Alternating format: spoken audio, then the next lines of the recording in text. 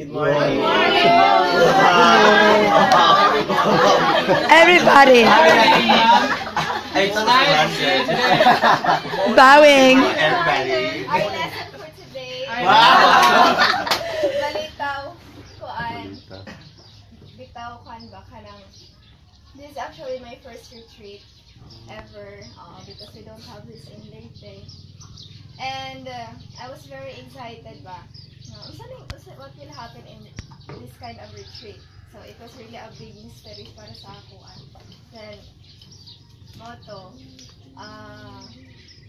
I don't know why, pero hingsugot ba akong parents ba because dili ko talaga sila sa mga overnight nga stay. So, but then, I really prayed for this day. Tapos, I'm really happy kaya akong trabaho, ako may bahala sa schedule. So, ako yung siya gibakante na slot for God, tapos for everybody gihapon. Ang ako talagang look forward is to be closer to God, to strengthen my relationship with Him, and as well as to the people of God, kamo.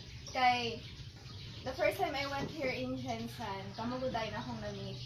And I kagabi sige kong hilak because I really felt how God cared for me ba na He doesn't really want me to get lost in track ba when I go to another place.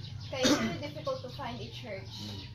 Okay, I already have a local church there. Because when I found your church, it's like, hello, God, I still felt like I'm really at home.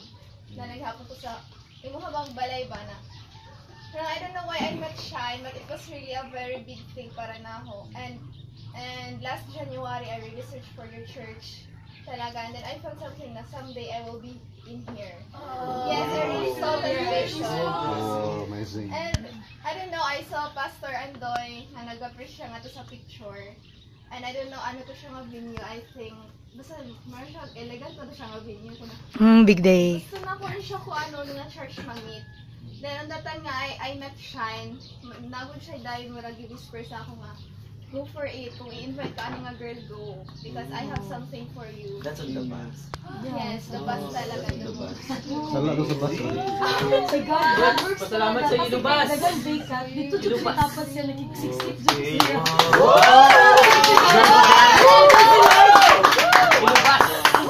Amazing Bus. guys. Kamiyan kasi crack siya sa bus. Then, Ken, sino plano, Ken?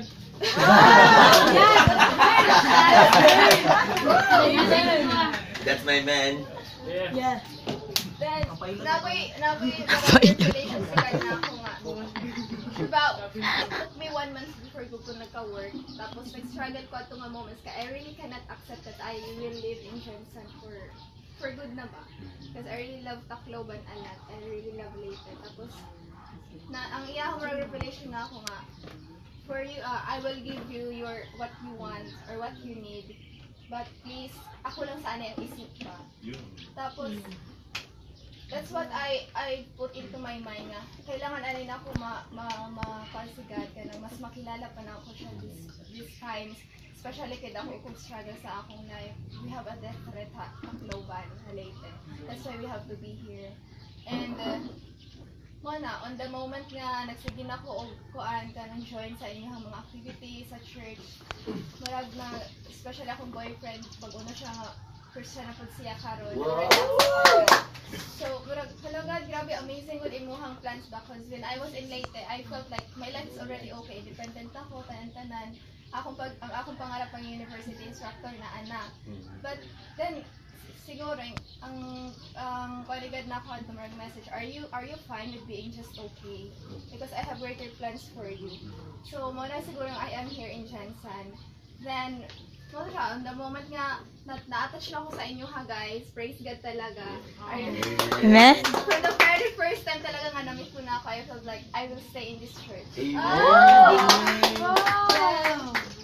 Muna, on the time nga, naka-decide na ako nga, I will plant myself in this church. Ngaton niya gihatay sa mga, sige, try this work. So, naana ko reward, praise God. And, amazing siya nga work. Ako may bahala sa schedule na ako. So, any kind of activities, pwede na ako maka-attend. So, that's it. I really don't know how to thank God nga. Especially sa board exam, Kuya Edward, you knew it na. 2 days before my board exam, it happened sa a very big tragedy happened in my family. Tapos, I didn't have enough sleep. I cried for 2 days. Tapos, nag-exam ko. Then, after the exam, I was floating talaga. I don't know what to feel ba. Tapos, parang nakapasa ko. I think I don't deserve it. Pero God, you made a way. You were the one who took the exam. It wasn't me. So, nga na nga feeling. So, all the glory, all the praise talaga belongs talaga kay God. That's it. Amazing. Next.